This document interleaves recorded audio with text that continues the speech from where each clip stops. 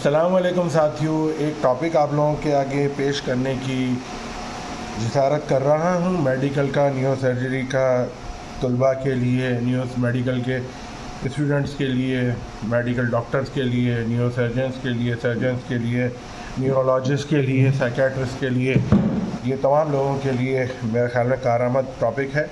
और इसको हम देखते हैं कि किस तरह से मेरा यही होता है, जो समझाने वाले टॉपिक्स होते हैं वो मैं कोशिश ये करता हूँ कि जो समझाने वाले टॉपिक्स हैं मेडिकल के, वो मैं आपके आगे इस तरह से पेश करूँ कि उसको बहुत वजाहत से खोल के, वो टॉपिक लंबा भी हो जाता है, मैं माफ़ी चाहता हूँ उसके लिए। लेकिन ये कि जिसे पढ़ने के लिए ये लेक्चर सुनना है, क्योंकि ये तो मैंने सिर्फ पढ़ाने के लिए रखा है या समझाने के लिए या सीखने के लिए, तो उसको फिर थोड़ा सा वक्त मेरा ख़्याल है अपना कोशिश करें निकालने की। बाकी उर्दू ज़बान में जो भी कॉन्सेप्ट हमने डेवलप किए बड़ी मुश्किल से, वो अगर हमारे लोकल डॉक्टर्स कर सकें तो उसके लिए एक अच्छी, मतलब ये कि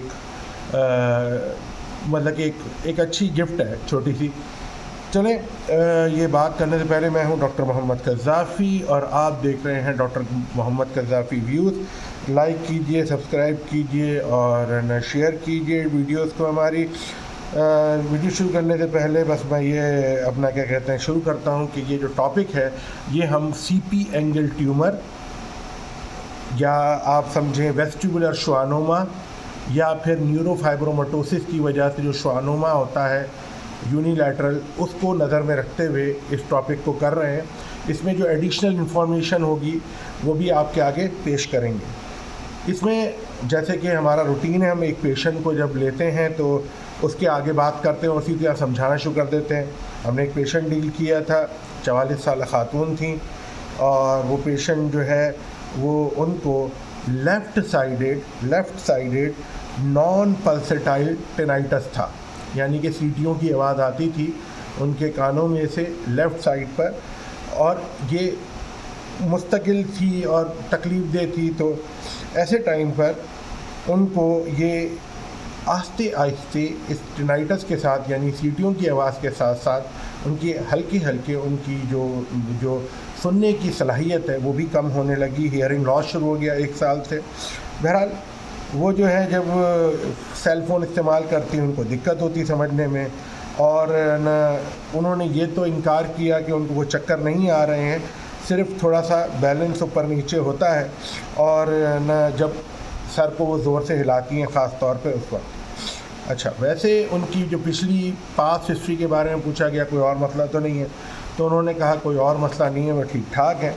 और न उनकी फैमिली हिस्ट्री के बारे में पूछा गया, तो उन्होंने कहा किसी को भी इस तरह का हेयरिंग लॉस का या टेनाइटस का, यानी कि न सीटियाँ बजने का कोई उनको मसला नहीं है, कोई ब्रेन ट्यूमर का भी मसला नहीं है, और कोई न्यूरोफाइब्रोमाटोसिस जैसी बीमारी का भी उनकी फैमिली में कोई मसला नहीं है।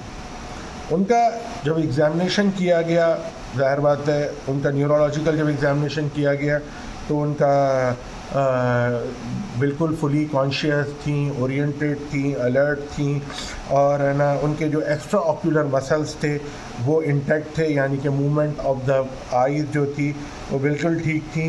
दूसरा, ना कोई फेशियल वीकनेस नहीं थी, कोई फेशियल हाइपोएस्थीसिया यानी कम सेंसेशन वाला मसला नहीं था। उनका वेबर टेस्ट हमने किया सुनने के लिए, तो लेफ़्ट साइड पर जो है हमने ये नोट किया कि जो है वो उनकी जो सुनने की सलाहियत है वो थोड़ी सी क्या कहते हैं कम है, और ना उनका जो बोन पे जो उनकी जो क्या कहते हैं कंडक्शन है, एक डॉक्टर के होने के नाते आपको पता ही होगा हेल्थ वर्कर कि वो जो बोन कंडक्शन बेहतर है बनिस्बत एयर कंडक्शन के। ट्यूनिंग फॉक को ऐसे हल्के से हाथ पे आप मार के उसमें एक वाइब्रेशन क्रिएट होती है, वाइब्रेशन से आप उसके कान पे रखते हैं, हवा से यहाँ से कितनी हो जाती है, और दूसरा आप इनके पीछे, एयर के पीछे एक बोन होती है, उभार होता है बोन का, जिसे हम एस्ट्रॉइड बोन कहते हैं, वहाँ पे रखते हैं।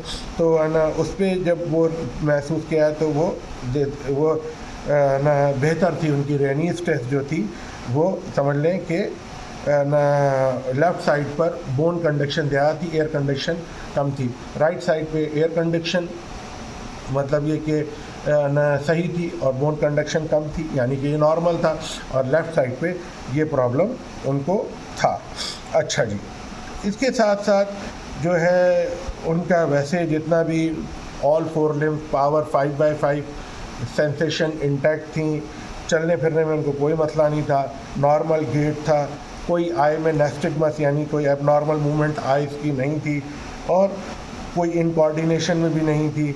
दूसरा जो है HEENT हैंड टेस्ट हमने किया, उनका HEENT हैंड टेस्ट हमने किया, तो कोई उसमें डिस्मॉर्फिज्म नहीं था, क्या कहते हैं, और है ना कोई ऐसी ख़ास हेयरिंग लॉस ना लेफ़्ट पर तो नहीं, राइट पे तो नहीं थी, लेफ़्ट पे थोड़ा सा मसला था।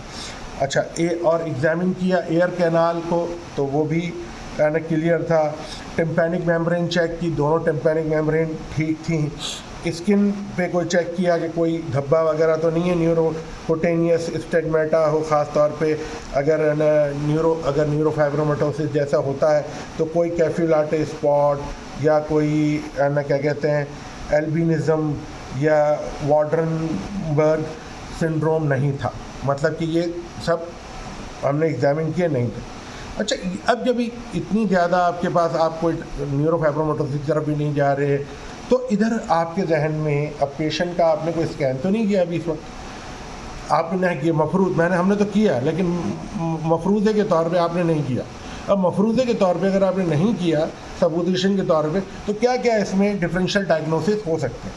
जनाब, इसमें जो डिफरेंशियल डायग्नोसिस हो सकते हैं वो ये हो सकता है कि कोई इन्फेक्शन हो गया ब्रेन का, क्या पता, क्योंकि एक तरफ ही टिनाइटस है, हो सकता है इन्फेक्शन हो गया हो, ख़ास तौर पे कंडक्टिव हेयरिंग लॉस हो रहा हो ओटाइटिस मीडिया की वजह से, या फिर टिम्पैनिक मेम्ब्रेन परफोरेशन हो गई हो ओटाइटिस मीडिया की वजह से, या फिर पोस्ट मेनिंजाइटिस हेयरिंग लॉस हो गया हो, इसमें भी ऐसा होता है, टिनाइटस और हेयरिंग लॉस हो सकती है।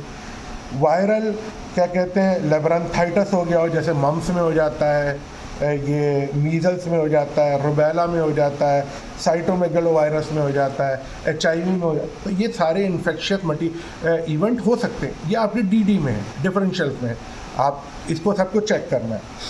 दूसरा न्यूप्लास्टिक एलिमेंट हो सकता है, न्यूप्लेजिया हो कोई, जैसे कि वेस्टिबुलर श्वानोमा हो सकता है, जैसे कि सेरेब्रल पॉन्टाइन एंगल के जो ट्यूमर्स होते हैं, जैसे मेनिंजोमा हो सकता है वहाँ पर, डर्मोइड हो सकता है वहाँ पर, एपिडर्मोइड हो सकता है वहाँ पर, कोई न्यूरोमा हो सकता है, CP एंगल का ट्यूमर है, या पीटर्स बोन का कोर्डोमा हो सकता है, या कॉन्ड्रोसार्कोमा हो सकता है, Glomus tumour of the middle year भी हो सकता है, osteoma of external auditory canal हो सकता है। इसके अलावा ये पैरान्यूप्लास्टिक सिंड्रोम ऑफ इनर ईयर हो सकता है। इसके अलावा ये है ड्रग इंड्यूस भी हो सकता है, भाई कोई ऐसी दवा खा ली हो, चलो न्यूप्लास्टिक भी नहीं है, इन्फेक्टिव भी नहीं है, कोई दवा ऐसी खा ली हो, जैसे कि डायरेटिक इस्तेमाल कर उसमें टेनाइटिस होती है, हेयरिंग लॉस भी हो सकती है थोड़ी सी, ना सैलिसिलेट्स जिसमें होते हैं वो आप ज़्यादा इस्तेमाल कर लें, उसका भी इफ़ेक्ट हो सकता है। ये अमाइनोग्लाइकोसाइडेज साइट्स होते हैं, उनकी वजह से ये इफ़ेक्ट हो सकते हैं, क्यूनीन्स की ये इफ़ेक्ट हो सकते हैं, या पेशेंट को कोई और कीमोथेरेपी चल रही हो और ये प्रॉब्लम हो सकती है। अच्छा, इंडस्ट्रियल सब्सटेंस है, कुछ हैवी मेटल्स होते हैं, कुछ सॉल्वेंट्स होते हैं, उनका भी जोर हो सकता है, ठीक है। अच्छा, इडियोपैथिक में क्या है जो पता ही नहीं, मतलब कि, और मतलब आप समझ लें कि ऊटोस्क्लेरोसिस हो गई हो, पता ही ना हो, भाई ये है ना, ये फिक्सेशन ऑफ स्टेपस कर रहे हो, तो है ना ये फिक्सेशन हो गई है स्टेपस की, कहाँ पर, ये उसके ओवल विंडो पर, वो मूवमेंट ही ना हो रही है, जिसकी वजह से हेयरिंग लॉस है, उसे हम क्या कहते हैं, ऊटोस्क्लेरोसिस हो सकती है। मिनरी डिजीज़ हो सकती है, एंडोलिम्फेटिक जो है ये हाइड्रॉप जो होते हैं उसमें, मिनरी डिजीज़ में, और न्यूरो डिजेनरेटिव डिसऑर्डर जैसे हंटर सिंड्रोम हो सकता है।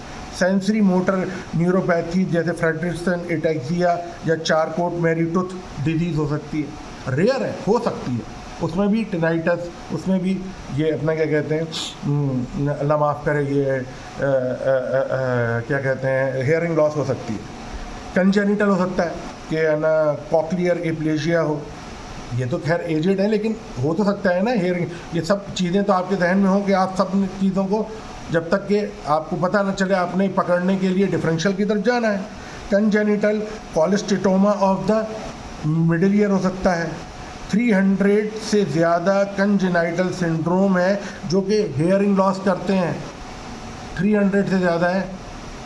चलें, auto immune disease, central hearing loss from the multiple sclerosis हो सकता है, ट्रॉमेटिक हो सकता है, चोट लग गई हो पहले, क्या कहते हैं सेंसिरो न्यूरल हेयरिंग लॉस हो जाए, अपना कहते हैं कोई नॉइस ट्रॉमा की वजह से, और नॉइस ट्रॉमा की वजह से ऑर्गन ऑफ कोटाई पे इंजरी हो जाए, perforation of the tympanic membrane हो जाए, post traumatic acquired cholesteatoma of the tympanic membrane या परफोरेशन हो जाए, टेम्पोरल बोन फ्रैक्चर हो जाए ख़ास तौर पे लेब्रिंथ का, और एंडोक्राइन या मेटाबॉलिक डिसऑर्डर, विटामिन B12 की कमी हो जाए, सिंपल फोलिक एसिड की कमी हो जाए। तो ये तमाम चीज़ें भी मैटर करती हैं। अच्छा, ऐसे पेशेंट को हमने तो डेफिनेटली आए थे हमारे पास, रेफ़र हुए थे ENT से, क्योंकि उन्होंने को ये सब चीज़ें नॉर्मल थी, जैसा कि मैंने उनका एग्ज़ामिन किया था। ये पेशेंट हमारी ENT हमारी क्लिनिक के सामने ही क्लिनिक है, तो फ़ौरन ही उन्होंने भेज दिया था। उनको हमने एडवाइस कर दिया कि जनाब आप एक MRI कराइए, और साथ में ये भी लिख दिया कि है ना अगर कोई फाइंडिंग हो तो उसका उसी वक्त कंट्रास्ट भी कर दें। बहरहाल हमने प्लेन MRI लिखा था, ठीक है। बहरहाल जब हमने प्लेन MRI किया, उन्होंने देखा कि कंट्रास्ट भी करना की ज़रूरत है, तो उन्होंने कंट्रास्ट भी कर दिया, और उन्होंने हमें जो रिपोर्ट बना के दी उसमें जो कंक्लूजन था वो ये था कि इन्हांसिंग CP एंगल यानी cerebropontine angle mass along with the intra canalicular and extra canalicular portion of the cranial nerve, specially 7th and 8th complex with expansion of the internal auditory canal, and there is no compression of the cerebellum। इसीलिए patient को कोई cerebellar sign भी नहीं थे, कोई brain stem के sign भी नहीं थे, सिंपल टिनाइटस था और हेयरिंग लॉस था। देखिए किस तरह टिपिकल केस था, और मैं जानबूझ के केस सुना है। हमारे पास केसेस आए हैं काफ़ी, लेकिन मैंने ये टॉपिक इसलिए सुना कि इसमें इंट्रा कैन्युलिकुलर भी है और एक्स्ट्रा कैन्युलिकुलर, तो इसकी ट्रीटमेंट करते हुए भी बात कर लेंगे आपसे, आपको समझा देंगे कि इंट्रा कैन्युलिकुलर भी है और एक्स्ट्रा कैन्युलिकुलर भी ट्यूमर है, और जो है कि है ना क्या कहते हैं 5th और 8th क्रेनियल नर्व, 7th और 8th यानी फेशियल और वेस्टिबुलर कॉक्लियर नर्व जो है उसके कॉम्प्लेक्स के अंदर वो एक्सपेंशन है, ख़ास तौर पे इंटरनल ऑडिटरी कैनाल में, और सेरिबेलर पे कोई प्रेशर नहीं है। तो ये बात मैंने आपके आगे जानबूझ के रखी है कि इसको इस तरह। एक और टॉपिक भी मैंने डिस्कस करना है इसी ट्यूमर पर, क्योंकि बहुत इंपॉर्टेंट ट्यूमर है, इंपॉर्टेंट यानी समझने के लिए, हमारी नॉलेज के लिए, क्योंकि ये है ही ये एजुकेशनल वीडियो, तो ऐसे एजुकेशनल वीडियो में तो ऐसी ही बात होगी जरा। अच्छा, डिफरेंट क्या है इसमें, वेस्टिबुलर श्वानोमास होते हैं और मेनिंजोमास, यानी वेस्टिबुलर श्वानोमा और मेनिंजोमा। अच्छा जी, अब यहाँ पे जो टॉपिक में आपके आगे ये जो बात चल रही है इधर थोड़ी सी हम आगे बढ़ते हैं तो उस पर हम बात कर लेते हैं, ठीक है। अच्छा जी, तो इसके अलावा जो मेरा कहने का मकसद था कि आपका जो डिफरेंशियल डायग्नोसिस इधर बना दो चीज़ें, वेस्टिबुलर श्वानोमा हो सकता है या मेनिंजियोमा हो सकता है, ये दो चीज़ें इसमें, ये रेडियोलॉजिकल डिफरेंशियल डायग्नोसिस है। मेरी कोशिश होती है कुछ टॉपिक्स में मैंने इस तरह से समझाने की कोशिश की, एक डिफरेंशियल डायग्नोसिस जो आपके हिस्ट्री पर है, एक डिफरेंशियल डायग्नोसिस है जो आपकी रेडियोलॉजी पर है। ये रेडियोलॉजी पे दो है, दो चीज़ें हो सकती हैं, वेस्टिबुलर श्वानोमा अभी कोई बात नहीं हुई है, और मेनिंजियोमा। चलें, दूसरा हमने टेस्ट किया जो वर्कअप किया एक्सक्लूशन का, हमने राइट ईयर लेफ़्ट ईयर दोनों ईयर का हमने ऑडियोमीट्री की। जो ऑडियोमीट्री की हमने उसमें देखा कि जो राइट साइड है वो तो उसकी हियरिंग नॉर्मल है, और स्पीच रिसेप्शन जो है थ्रेशोल्ड वो है 5 डेसिबल, और पेशेंट जो है वो 100% वर्ड रिकग्निशन कर रहा है 35 डेसिबल पर ऑन द राइट ईयर, ठीक है ना। अब लेफ़्ट साइड जो है जहाँ पे पेशेंट भी कंप्लेन कर रहे हैं, वो क्या है कि लेफ़्ट साइड जो हेयरिंग है वो डिमिनिश्ड है अबव 2 किलोहर्ट्ज़ पर, और फिर थ्रेशोल्ड जो है उनका वो 15 डेसिबल होता है एट 2 किलोहर्ट्ज़, 30 डेसिबल होता है 4 किलोहर्ट्ज़, 80 डेसिबल होता है उससे भी हायर फ्रीक्वेंसीज़ पर। और एवरेज जो प्योर टोन थ्रेशोल्ड है वो है 0.5, जो कि एवरेज जो होता है वो 0.5 किलोहर्ट्ज़, 1 किलोहर्ट्ज़, 2 हर्ट्ज़, 3 हर्ट्ज़, ये अबाउट 22 डेसिबल। तो SRT जो इसका बन रहा है वो 15 decibel with an SGS of 100% at 45 decibel, यानी कि इनकी जो हियरिंग है वो डिक्रीज़ है। ये चीज़ जब आप, जो मैंने आपके सामने जिक्र किया रिपोर्ट का, इसका आप जब मैंने, क्योंकि इसमें मेरी बहुत मास्टरी नहीं है, तो मैंने ENT वाले के साथ डिस्कस करके ये बैठ करके उनकी थी, तो उन्होंने मुझे समझाया कि इतना डेसिबल, तो मैंने आपके आगे प्रेजेंट कर दिया, ठीक है ना। समझाने का मकसद ये था कि लेफ़्ट की जब हमने एग्जामिनेशन भी करी, ऑडियोमीट्री भी की, तो लेफ़्ट पे डिक्रीज है और राइट वाली नॉर्मल है। अच्छा, गार्डनर रॉबर्टसन हेयरिंग स्केल जो है, ये एक गार्डनर रॉबर्टसन हेयरिंग स्केल है, जिसकी रेंज होती है ग्रेड 1 से लेके grade 5, grade 1, grade 2, grade 3, grade 4, grade 5। और जो हायर ग्रेड्स होते हैं वो रिस्पॉन्ड करते हैं worsening of the function in pure tone reception and speech discrimination. मैं रिपीट कर देता हूँ एक बार कि हायर ग्रेड जितने होंगे they are corresponding to worsening function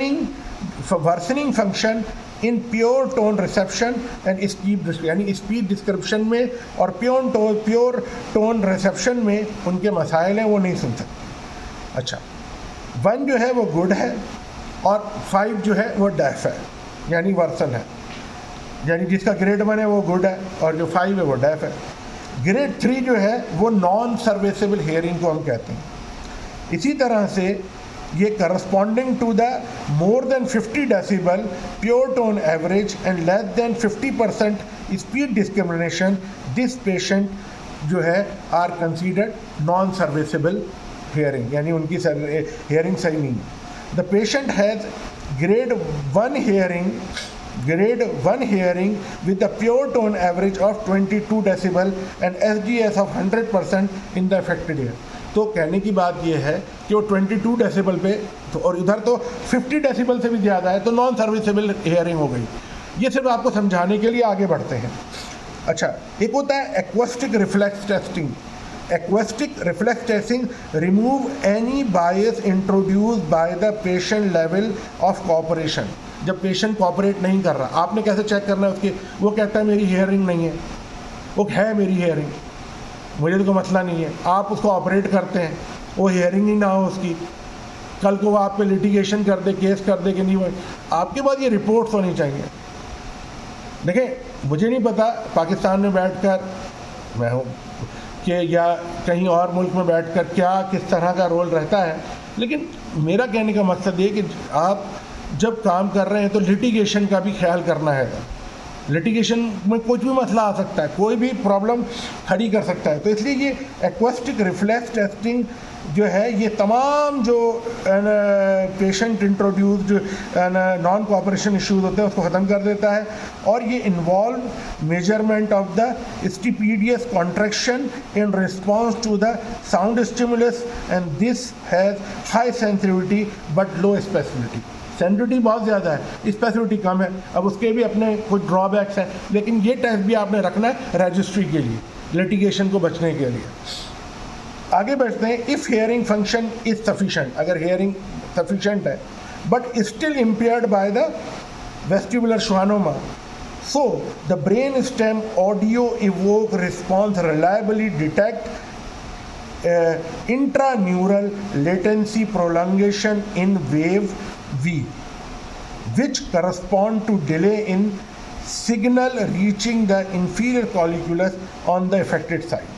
तो अगर किसी की मिसाल तौर पे हेयरिंग फंक्शन सफिशेंट है और फिर भी वो ना क्या कहते हैं मसले में आ रहा है वेस्टिबुलर schwannoma की वजह से, तो आप जो ब्रेन स्टेम इवोक पोटेंशियल उसका करते हैं तो वो आपको डायरेक्ट जो है वो ना इंट्रा न्यूरियल लेटेंसी प्रोलॉन्गेशन जो V5 देता है, जिससे आप अंदाज़ा लगा लेते हैं कि उसके जो है डिले आ रहा है सिग्नल पहुंचने में इंफीरियर कॉलिक्यूलस तक, यानी ख़ास तौर पे इफ़ेक्टेड एरिया में, यानी कि आप उसके मसले को पकड़ सकते हैं यहाँ पर आराम के साथ। अच्छा, तीसरी आगे बढ़ते हैं, वो करते हैं इलेक्ट्रोनेस्टिग्मोग्राफी की जाती है ख़ास तौर पे इन पेशेंट में जहाँ वेस्टिबुलर फंक्शन या ख़ास तौर पर जो है क्या कहते हैं रिड्यूस होते हैं या एस्पेरेंट रिस्पांस होता है इफ़ेक्टेड साइज पे, ख़ास तौर पर जो है ये जो बिथर्मल कैलोरिक टेस्टिंग होती है, तो इसमें जो लार्ज ट्यूमर होते हैं जो विदाउट इप्सिलैटरल समझ लो हाइपो एक्टिव कैलोरिक रिस्पांस की वजह से वो होते हैं, तो उसमें ये ना आपको बता सकता है कि सीपी एंगल ट्यूमर किस नौइयत का है। ख़ास तौर पर मेनिंजियोमा में ये एक डिफरेंट आएगा ना, उसमें इलेक्ट्रोनेस्टिग्मोग्राफी ज़रा डिफरेंट आएगी, वेस्टिबुलर फंक्शन उसमें ज़रा डिफरेंट होते हैं, मेनिंजियोमा में फंक्शन डिफरेंट होते हैं। बहरहाल ये एक इलेक्ट्रोनेस्टिग्मोग्राफी जब आप करते हैं तो इससे भी आप उसकी बीमारी को पकड़ सकते हैं कि क्या है। अच्छा, वैसे छोटा सा मैं जल्दी से बता दूं आपको यहाँ पर पैथोफिजियोलॉजी के हवाले से, वही कि जो वेस्टिबुलर श्वानोमा होते हैं ये ख़ास तौर पे ओरिजिनेट होते हैं vestibular division of the cranial nerve 8, vestibular cochlear nerve का जो वेस्टिबुलर पार्ट होता है उससे ओरिजिनेट होते हैं। ये आम तौर पर जो है ये वेस्टिबुलर या स्कारपास गैंग्लियन होता है, स्कारपास कह लें या वेस्टिबुलर गैंग्लियन होता है, जो कि लेटरल होता है junction of the central and peripheral myelin में, यानी कि उसकी जो सेंट्रल और पेरिफेरल माइलिन का जंक्शन होता है वहाँ पर ये ट्यूमर ज़्यादा बनते हैं, जो जंक्शन होता है सेंट्रल और पेरिफेरल माइलिन शीथ का। अच्छा, ये बड़े भी हो सकते हैं और एंटर हो सकते हैं इंटरनल ऑडिटरी कैनाल में, लैटरली भी, और ये कंप्रेस कर सकते हैं क्या कहते हैं ब्रेन स्टेम को मीडियली, लैटरली होंगे तो इंटरनल ऑडिटरी कैनाल, मीडियली होंगे तो ब्रेन स्टेम। अच्छा, दूसरा ये जो स्पोरोडिक ट्यूमर्स होते हैं ये आम तौर पर ये यूनिलैटरल होते हैं और मोर कॉमन होते हैं। अच्छा, जबकि वो ट्यूमर जो कि न्यूरोफाइब्रोमेटोसिस 5 से एसोसिएटेड होते हैं वो बायलैटरल भी हो सकते हैं और दूसरे ट्यूमर के साथ भी होते हैं, क्योंकि ये स्पोरोडिक ट्यूमर है, ये यूनिलैटरल है, इसका कोई हिस्ट्री नहीं है न्यूरोफाइब्रोमेटोसिस की, हमारे पास कोई ऐसी अभी रीज़न नहीं है कि हम इसको न्यूरोफाइब्रोमेटोसिस कह सकें। बहरहाल न्यूरोफाइब्रोमेटोसिस में बायलैटरल इन्वॉल्वमेंट हो जाती है और दूसरे ट्यूमर भी आ सकते हैं, वो आपको पता है, और मैं हो सकेगा कि दूसरी जो मैं वीडियो बनाऊँगा इससे रिलेटेड उसमें इसके बारे में तफसील से उसको मैं इंशाल्लाह डिस्कस करने की कोशिश करूँगा। इन दोनों केसेस में अच्छा, श्वानोमा जो होता है वो ट्यूमर जेनेसिस जो होती है वो आप समझें कि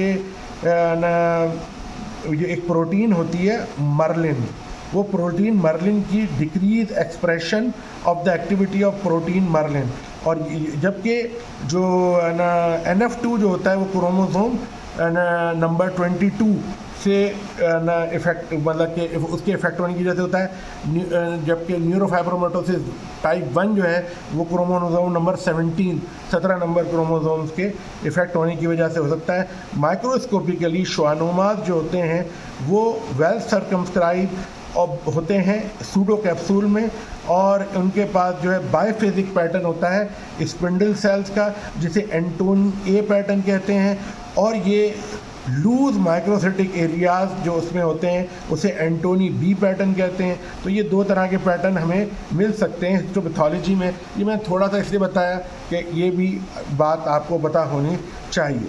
अब मैं आ जाता हूँ इसके ट्रीटमेंट ऑप्शन पर सीधे जो कि बहुत इम्पॉर्टेंट है। इसकी ट्रीटमेंट ऑप्शन में जो प्रैक्टिकली हम करते हैं मैं उसी तरह बात करूँगा।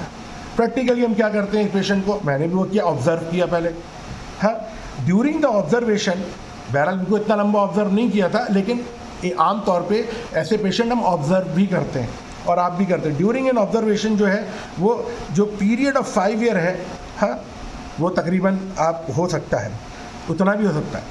तकरीबन 2/3 ट्यूमर जो होते हैं वो ग्रो ही नहीं करते हैं, 2/3 ट्यूमर डू नॉट ग्रो, जबकि सिर्फ 1/3 पेशेंट होते हैं वो अपना हेयरिंग मेंटेन कर पाते हैं।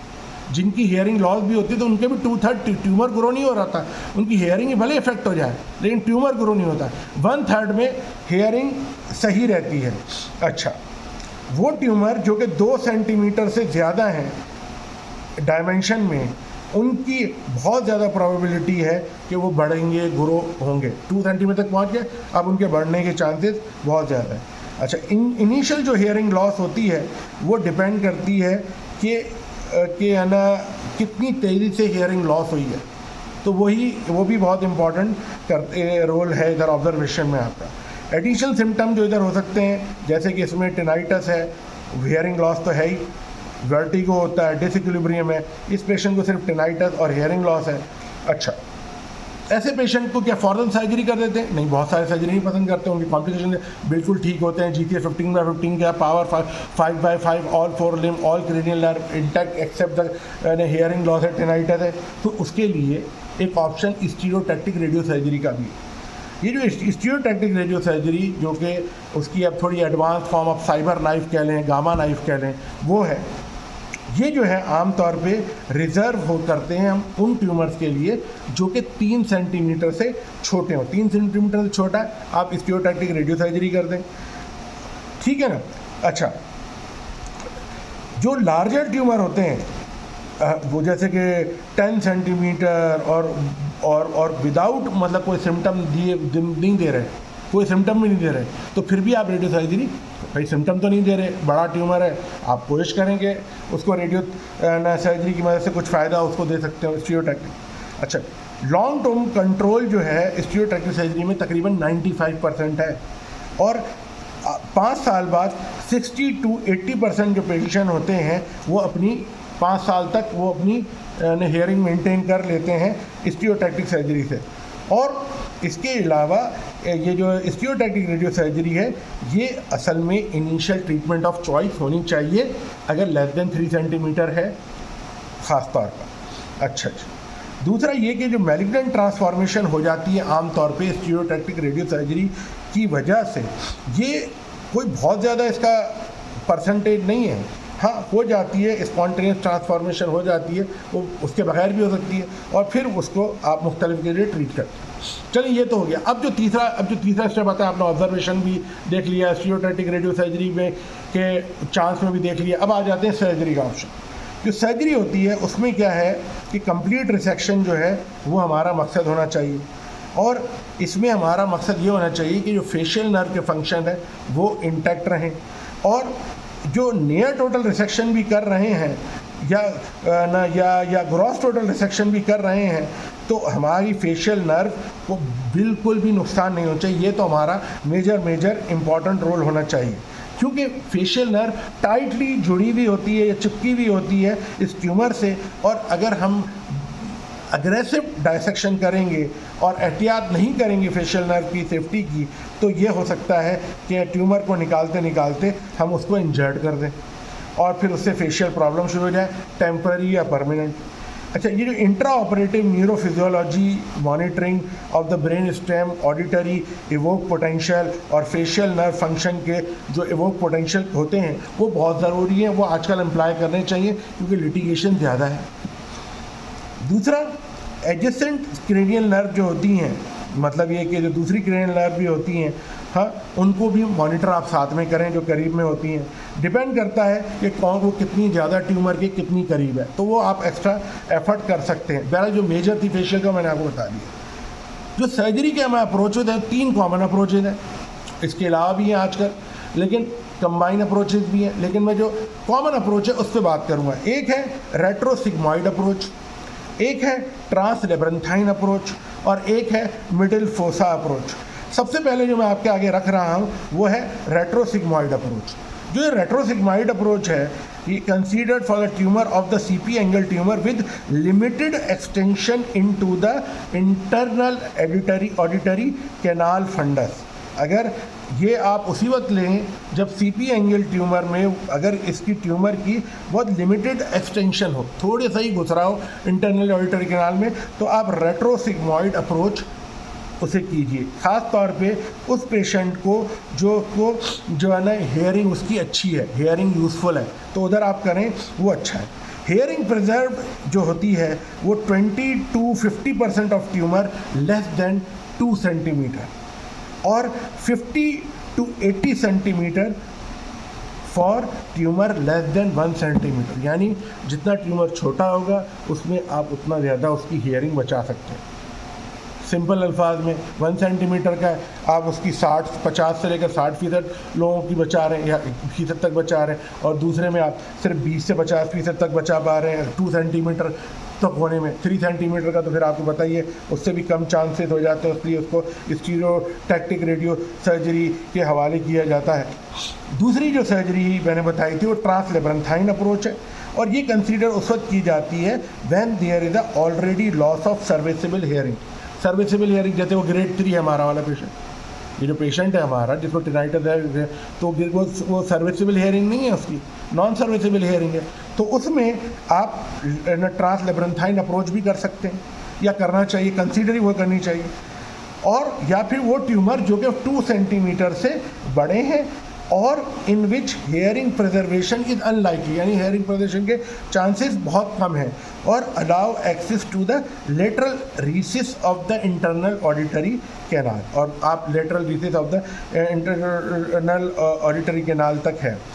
और साथ साथ identification of the facial nerve at that labyrinthine segment to facilitate its protection.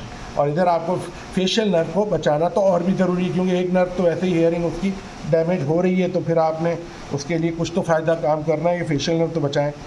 अच्छा जी, जो मिडिल फोसा अप्रोच होती है, तीसरी अप्रोच जैसे मैंने कहा, ये हम सेलेक्ट करते हैं फॉर करंट पेशेंट, जैसे कि ये हमारा पेशेंट है जिसके पेशेंट की बात कर रहे हैं, और it provides exposure to the internal auditory canal content from the superior trajectory, and it is indicated for the attempt hearing preservation in tumour with posterior fossa extension of less than 5 to 10 millimetre in diameter, क्योंकि वो इंट्राकैनुलर भी है, एक्स्ट्राकैनुलर भी। Grade 3 में non serviceable हमारा patient था, उसकी मैं अगर ट्रांसलेब्रेंथाइन भी करता तो भी मेरी बचत थी, लेकिन मैं उसकी ट्रांसलेब्रेंथाइन नहीं की थी। मैंने उसकी जो की थी वो की थी ये जो अपना क्या कहते हैं मिडिल फोसा अप्रोच से, क्योंकि उसमें कुछ इंटरनल कैनाल को मुझे वो उसको शेप करना पड़ा बोन को विद द ड्रिल, उसके बारे में जो अगर ज़रूरी हुआ तो बताऊंगा। लेकिन मैं असल में जो पढ़ाने का मकसद है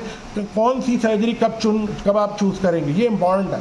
ये आपसे पूछा भी जाता है इम्तिहानों में, जितना भी बड़ा इम्तिहान दें, जितना छोटा इम्तिहान दें, सब में पूछा जाता है आपसे। सर्जिकल टेक्निक जो है मैं थोड़ी सी आपके आगे बात करूँगा तेज़ी से, क्योंकि सर्जिकल टेक्निक बहुत सारे लोगों को पता होती है। वैसे ही इधर जो ख़ास तौर पे चूँकि हमने इसमें मिडिल फोसा की थी, मैं दूसरी भी सर्जरी पे बात करूँगा, लेकिन इधर मैं पहले बात कर रहा हूँ मिडिल फोसा क्रेनियोटमी की।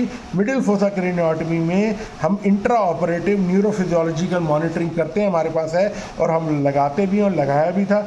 और द पेशेंट हो वो सुपाइन में हो, लेटा हुआ हो, और जो है शोल्डर रोल अप्लाई कर देते हैं। अच्छा, ये हम वीडियो बना रहे होते हैं, कभी कभी चीज़ें ऊपर नीचे होती है, मतलब ये नहीं है कि कोई जो चीज़ जहन में आती हैं, कुछ हमने नोट्स पहले से ही बनाए होते हैं, तो कुछ बातें उसी वक्त जहन में आती हैं तो बातें ऊपर नीचे हो जाती हैं। लेकिन आपने अपने फ़ायदे की चीज़ हासिल करनी है हमसे, आप अपने फ़ायदे के लिए हमारी वीडियो देख रहे हैं, ठीक है ना। ये वीडियो सिर्फ आपके फ़ायदे के लिए, सिर्फ आपके फ़ायदे के लिए। अच्छा जी, दूसरा ये शोल्डर रोल लगाएं अपना इधर, और हेड टर्न कर दें कॉन्ट्रालेटरली। हमने हेड टर्न किया, कॉन्ट्रालेटरली टर्न कर दिया, पैरेलल टू द फ्लोर, और इंसीशन हमने बनाई एंटीरियर टू द ट्रेगस। ये जो आपका ट्रेगस है, ये कान का जो लोब होता है, इसे हम कहेंगे 1 centimetre anterior to the tragus. और ये जो पीछे की तरफ जाके ये पीछे की तरफ थोड़ा सा रिवर्स क्वेश्चन मार्क में, यानी 1/3 हम ना पीछे चले जाते हैं इसके, और 2/3 आगे चले जाते हैं। जो इसके 3 हिस्से कर दिए जाएँ तो 2/3 आगे रहेगा कान के और 1/3 पीछे रहेगा। इससे आप बहुत सारे साइनस इंजरीज और तमाम दूसरी चीज़ों से बच जाते हैं, और एरिया भी ये आसानी से आप मैनेज कर सकते हैं। अच्छा, दूसरा ये कि ये जो अब ना आप समझ लें कि यहाँ पे आपने ब्लड सप्लाई क्या कहते हैं ये ना टेम्पोरल मसल जो है डिवाइड किया आपने, और रिट्रैक्टर अप्लाई कर दिया, ब्लड सप्लाई आपने क्या कहते हैं प्रिजर्व कर ली, हीमोस्टैटिस कर ली, और जो है 4x4 सेंटीमीटर की क्रेनियोटमी बना लें। तकरीबन ये 4 सेंटीमीटर 4 सेंटीमीटर 4 सेंटीमीटर 4 सेंटीमीटर, यानी कि ये 4 सेंटीमीटर का एक बॉक्स बना लें 4u4। और ये 2 ये जो मैंने कहा था 2/3 आगे की तरफ हो, 1/3 पीछे की तरफ हो। ख़ास तौर पे आप एक्सटर्नल ऑल्टरी कहना जो मिएटस है इसको अपना रेफरेंस बना लें, इससे 1/3 पीछे हो जाए और 2/3 आगे हो जाए। और ये जो लिमिटेड सुपीरियर की तरफ जो है यानी जाने के बजाय ये जो स्क्वाइमस सूचर होता है उससे नीचे रहे, जो टेम्पोरल बोन का जो स्क्वाइमस सूचर है उससे नीचे रहें। इन्फीरियर में आप ये मिडिल फोसा के फ्लोर तक जाएं, इन्फीरियर में मिडिल फोसा के बस फ्लोर तक जाएं और ज़्यादा डीप होने की कोशिश ना करें। अच्छा, दूसरा पोस्टीरियर जो है वो आप जो हो तो ये लेटरल पीट्रस जो रिज है, ये अब जो पीट्रस बोन शुरू हो जाती है तो उसकी जो है रिज तक जाएं और जो ड्यूरा को आप एलिवेट करें अपना क्या कहते हैं सुपीरियर टू एंटीरियर और lateral to medial toward the foramen ovale की तरफ। और the great superficial petrosal nerve, the greater superficial petrosal nerve को पहचानना बहुत ज़रूरी है, इसको बचाना ही बहुत ज़रूरी है। ये आमतौर पे बेध्यानी में इंजर्ड हो जाती है कि हम तो वहाँ पहुँचना है। ये ग्रेटर सुपरफिशियल पेट्रोसल नर्व को बचाना है। और जो रूफ होता है इंटरनल ऑडिटरी कैनाल का, उसे आपने ड्रिल करना है, हमने भी ड्रिल किया, उसका पता चल जाता है। आराम से स्लोली उसको पहले ड्रिल करें हल्का सा लगा के, फिर डायमंड बर से स्लोली जाएं, फिर बाद में बारीक 1 नंबर का रॉन्जर ले लें, थोड़ा सा मतलब ये कि पंच का भी इस्तेमाल करें। तो क्या कहते हैं वो जो पिट्यूटरी रॉन्जर होता है वो उसका इस्तेमाल करें, थोड़ा पंच का भी इस्तेमाल करें। तो ये दोनों आपको आसानी से हो जाएगा अगर आराम से करें। बूढ़े जो होते हैं उनमें तो चिपकी भी होती है, जवान लोगों में 40-45 साल 44 साल की औरत है इसमें तो ठीक रहेगा, था हमारे लिए तो इतना मुश्किल नहीं हुआ, मैं समझता हूँ आपको भी ये ठीक ही रहेगा। और जो है आप यहाँ पे देखें जो ग्रेटर सुपरफिशियल पेट्रोसल नर्व है या जो आर्क्यूट एमिनेंस है इसको बचाना है और आपने एक्सपोज करते जाना है ट्यूमर को इंटरनल क्या कहते हैं इंट्राकैन्युलर जो पार्ट ऑफ ट्यूमर का है उसको एक्सपोज करेंगे ताकि आप उसको रिसेक्ट भी कर सकें। अच्छा, दूसरा जो अल्टरनेटिव है, दूसरी जो सर्जरी हो सकती है, हमने तो ये की थी, यहाँ तो आप बताइए, फिर उसके लिए बहुत बातें क्यूज़ा है, ये वो बहुत ज़्यादा आगे एडवांस लेवल की बात है, लेकिन मैं कोई भी देख सकता है तो क्यूज़ा इस्तेमाल कर सकते हैं। कुछ लोग अपने तौर पे भी माइक्रोस्कोप लगाकर फिर उसको पील ऑफ कर लेते हैं कि भाई उसकी लाइन मिल जाती है क्योंकि सूडो कैप्सुलेटेड होते हैं। बहरहाल आगे बढ़ते हैं। ये जो दूसरा अल्टरनेटिव है प्रोसीजर वो है रेट्रोसिग्मॉइड अप्रोच। इसमें भी हेड जो होता है वो रोटेट करते हैं toward the contralateral side. Incision जो है वो हम बनाते हैं तकरीबन 2 finger breadth posterior to the pinna. ये पिन्ना है ना, ये पिन्ना है, एयर का पिन्ना है, इससे 2 सेंटीमीटर पीछे जाए और यहाँ पर इंसिशन दे दें आपने क्या कहते हैं स्ट्रेट लाइन में, और है ना कुछ लोग एस शेप भी देते हैं। अच्छा, दूसरा ये जो है ना ये just medial to the digastric groove होता है और generally in line with the sigmoid sinus होता है और अप्रॉक्सीमेटली 1/3 ऑफ द इंसिशन वो अबव दे दें और in to the meatal line और विच रफली correspond to the transverse sinus. तो ये और इधर आप 3/4 सेंटीमीटर यहाँ की क्रेनियोटमी बनाएं, इससे ज़्यादा ना बनाएं क्योंकि वो फिर आप साइनस के करीब हो सकते हैं। 3/4 सेंटीमीटर की क्रेनियोटमी बनाएं और ये पोस्टीरियर फोसा को जो है मिसाल के तौर पे जो ड्यूरा है उसको क्रोशिएट फॉर्म में ना इंसिशन दे दें या रेडियल फॉर्म में इंसिशन दे दें, जो आपको बेहतर हो, लैटरली एंड सुपीरियर। और ये बस अवॉइड करें कि सिग्मॉइड साइनस को के करीब भी ना जाएं, वो फिर इंजरी बहुत वो प्रॉब्लम होगी 15/15 GCS के साथ, कोई पेशेंट को प्रॉब्लम ना हो और फिर उसके साथ वो बहुत ज़्यादा, तो इसको अवॉइड करना ज़रूरी है। और इस ज़ाहिर बात ये सर्जरी एक्सपीरियंस कंसल्टेंट ही करते हैं, लेकिन आपने लर्निंग के लिए ये बातें ध्यान रखें। जब neurotomy is based on the sigmoid sinus, यही बात हमने भी लिखी इधर कि सिग्मॉइड साइनस के ये मैं बताता भी जा रहा हूँ।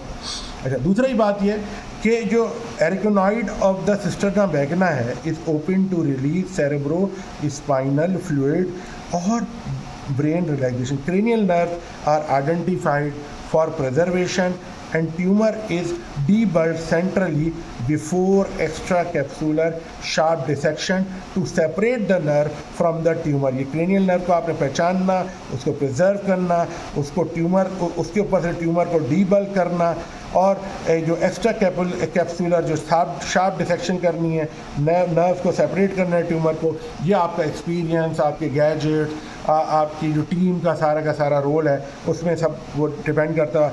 ये जो एक्स्ट्रा कैन्युलर ट्यूमर होते हैं, ये resected and then posterior rim of the internal auditory canal is drilled to expose any intra canalicular portion for resection. तो ये जो है चीज़ें, जो एक्स्ट्रा कैन्युलर ट्यूमर होते हैं, इनको आपने रिसेक्ट करना है और posterior rim of the internal auditory canal जो है उसको ड्रिल करना है, फिर एक्सपोज करना है। तो ये तमाम का तमाम सिलसिला इस तरह से है कि ना फिर आपने ये ना इंटरनल कैन्युलर भी रिसेक्ट करना है उसके लिए। साथ में जो मैं आपके आगे बात रख रहा था, जो तीसरा ऑप्शन है वो भी छोटे से बात कर लेते हैं। ये जो ट्रांसलेब्रेंथाइन अप्रोच होती है, जिसमें नॉन सर्विसेबल एयर हो या फिर आपको इतनी ख़ास उम्मीद ना हो कि वो हेयरिंग उसकी आ सकती है, तो ये बताइए जो translabyrinthine approach is not considered in case because the patient had serviceable hair. तो सर्विसेबल हेयरिंग नहीं करें, and the size of tumour was less than 2 centimetre नहीं करें। Provide a reasonable likelihood of hearing preservation with alternate method. फिर आपने वह, लेकिन ये आपको पता होना चाहिए, ये भी की जाती हैं। Approach begin with the curved incision posterior to the pinna. Posterior to the pinna, एक कर्व सा इंसिशन देते हैं, extending from the ear to mastoid tip. Ear से लेकर मेस्टॉइड टिप का इंसिशन देते हैं और मेस्टॉइडेक्टमी करते हैं। इसमें आमतौर पे ENT की हेल्प ले लेनी चाहिए। हम लोग ये बहुत ही इक्का दुक्का ही मरीज़ आया था, इसका जो मुझे याद पड़ता है, and I was a part of the time team, और ENT वालों से की मदद दी गई थी, मेरे साथी थे, मैं उनका सेकंड डॉक्टर सर्जन। क्योंकि हमारा ये होता है हम अकेले सर्जरी नहीं कर सकते, एक कंसल्टेंट के साथ दूसरा कंसल्टेंट सर्जरी करता है ताकि वो पीर रिव्यू लिख सके। वो पीर रिव्यू भी हमारे यहाँ लिखा जाता है, JCI की शायद रिक्वायरमेंट है। बहरहाल जो भी है, अपार्ट फ्राम दीज थिंग्स, मैं इंपॉर्टेंट ये अपनी यहाँ की बातों में भी इसलिए शेयर कर लेता हूँ कि ज़ाहिर बात है हम अपने सिनेरियो में रह के बता सकते हैं। जब हर मुल्क के अपने सिनेरियोज़ हैं, अपने हॉस्पिटल के अपने सिनेरियोज़ हैं, कहीं पे बहुत लिबर्टी होती है, हमारे पास इतनी लिबर्टी नहीं है। हम बहुत ही कंड्यूसिव माहौल में रह के, बहुत ज़्यादा लिटिगेशन है और बहुत ज़्यादा हमें जस्टिफाई करना पड़ता है अपने हर एक्ट को। तो यहाँ पर बताने का मकसद ये था कि जब आप ट्यूमर डीबल्क करते हैं centrally, then peeled off from the facial nerve, और आखिर में आपको यही होता है कि आपको हार्वेस्ट करना पड़ता है abdominal fat graft to fill the, वो एब्डोमिनल फैट ग्राफ्ट एब्डोमिन से ही ले लेते हैं। जैसे आप क्रेनिएक्टमी के लिए पॉकेट बनाते हैं, ऐसे थोड़ा सा वहाँ से लेकर आपने उधर रख दिया ताकि वो उसको बचाया जा सके। खैर, इसमें एंट्रम और इंकस और जो भी पोजीशन होते हैं फेशियल नर्व की, वो फेशियल नर्व बचाना मकसद ज़्यादा इंपॉर्टेंट होता है कि वो ना इंजर हो जाए साथ में दबने की वजह से, ये ट्रांसलेब्रेंथाइन में। अच्छा जी, अब कुछ कॉम्प्लिकेशन अवॉइडेंस पे मैं बात कर देता हूँ जल्दी से, ताकि फिर वीडियो को हम कंक्लूड करें। देखें, जब ये अप्रोच करते हैं ब्रेन स्टेम रिट्रैक्शन, जब मैंने मिडिल फोसा से शुरू करूँगा क्योंकि मिडिल ये हम ज़्यादा करते हैं। मिडिल फोसा अप्रोच में ख़ास तौर पे जो ब्रेन रिट्रैक्शन आप करते हैं, उसमें आम तौर पे ख़तरा होता है कंट्यूजन और इन्फाक्शन, यानी इन्फाक्शन या ख़ास तौर पर जो डोमिनेंट साइड पर ख़ास तौर पे होता है, या फिर आप प्रोमिनेंट वेन ऑफ लेबे को इंजर कर सकते हैं यहाँ पे। और एलिवेशन ऑफ ड्यूरा जब आप कर रहे होते हैं तो आप ग्रेटर सुपरफिशियल पैट्रोसल नर्व को इंजर कर सकते हैं। और अगर आप लैक्रिमल डिस्फंक्शन उधर करवा दिया आपने तो आई ड्राइनेस हो जाती है। तो ये जो सारे के सारे चीज़ें होती हैं उसमें न bone above the labyrinthine segment of the facial nerve, और ये सब जो है ये चीज़ें हो सकती हैं, न वेस्टिब्यूल और कॉक्लिया को इंजर्ट कर सकता है। दूसरा जो है ये रेट्रोसेगमॉइड अप्रोच होती है। रेट्रोसेगमॉइड अप्रोच में भी आपने एहतियात करनी होती है। आप एरकोनाइड में ओपन करते हैं, सिस्टरना मैग्ना को ओपन करते हैं, CSF फ्लूइड आप निकालते हैं, ब्रेन को रिलैक्स करते हैं। सेरिबैलम के ऊपर जब आप कोई भी रिट्रैक्टर अप्लाई करते हैं, उसको इंजरी को अवॉइड करना मकसद होता है। ड्यूरल ओपनिंग को ड्रेनेज ऑफ CSF करने के दौरान बहुत जेंटली डील करना होता है। Drilling of internal auditory canal जब आप कर रहे होते हैं तो आप जो है बहुत अच्छे से इरिगेशन करें, वो गर्म ना हो जाए, नर्व को बहुत ज़्यादा हीट किए जैसे ये जो इंट्रा कैनुलर नर्व होती हैं वो इंजर्ड हो सकती हैं। तो ये हर चीज़ थर्मल डैमेज को अवॉइड करना है। कोई एयर सेल एक्सपोज ना हो जाए मैं तो उसको फिल कर दें बोन वैक्स से या और तरीके से जो हो आपके पास बेहतर। ट्रांसलेबरेंथाइन अप्रोच में जो है आपने ख्याल रखना है कि CSF लीकेज को अवॉइड करना है और मिडिल ईयर और मेस्टॉइड एयर सेल की ओपनिंग को अवॉइड करना है कि वो ओपन ना रह जाए, वो इन्फेक्शन हो सकता है बाद में उधर, और फिर एक प्रोसेस से आप दूसरे प्रोसेस की तरफ। बहरहाल ये जो वीडियो थी ये कोशिश की थी आपके आगे प्रेजेंट करने की। उम्मीद करते हैं आप उसे पसंद करेंगे, शेयर करेंगे, लाइक करेंगे, सब्सक्राइब करेंगे। हमें आपके इंकरेजमेंट की ज़रूरत है। वीडियो आपके फ़ायदे की ज़्यादा है। Thank you so much.